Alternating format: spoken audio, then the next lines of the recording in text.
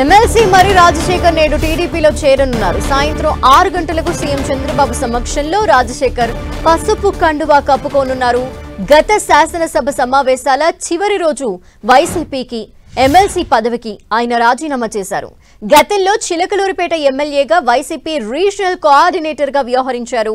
చిలకలూరిపేటలో మాజీ మంత్రి విడుదల రజనీతో విభేదాల కారణంగా వైసీపీకి రాజశేఖర్ గుడ్ బై చెప్పారు. ఆయన రాజీనామాని మండలి చైర్మన్ ఇంకా ఆమోదించలేదు. మరిన్ని డీటెయిల్స్ మా ప్రతినిధి రవిచంద్ అందిస్తారు. రవిచంద్, ధనలక్ష్మి ఉమ్మడి గుంటూరు జిల్లాలో కీలక నేతగా ఉన్నారు. వైసీపీలో ఆయన గతంలోనే ఎమ్మెల్సీ పదవికి కూడా రాజీనామా చేశారు. ఆయన ఈ రోజు చంద్రబాబు సమక్షంలో టీడీపీలో చేరబోతున్నారు. ఉమ్మడి గుంటూరు జిల్లాలో చాలా కీలక నేతగా ఉన్నారు. అనుచర వర్గం కాదు, పేరు ప్రఖ్యాతులున్న నేతగా మర్రి రాజశేఖర్ కి గుర్తింపు ఉంది.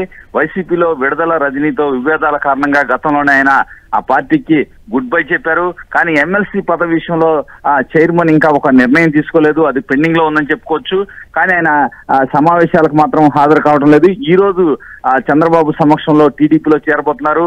ఈయన చేరిక ద్వారా ఉమ్మడి గుంటూరు జిల్లాలో టీడీపీకి అదనపు బలం లబ్ధి చేకూరుతుండటంలో ఎటువంటి సందేహం లేదు. చాలా కీలక నేతగా ఉన్నారు. కుటుంబ నేపథ్యం కూడా చాలా పెద్ద కుటుంబ నేపథ్యం. సోమేపల్లి సాంబయ్య ఏదైతే మాజీ ఎమ్మెల్యే ఉన్నారు చిలకలూరిపేట, ఈయన మామగారు. ఈ విధంగా టీడీపీకి చాలా బలం వస్తుందని చెప్పి ఆ జిల్లా నేతలంతా భావిస్తున్నారు. ఈయన సాయంత్రం చంద్రబాబు సమక్షంలో టీడీపీలో చేరబోతున్నారు.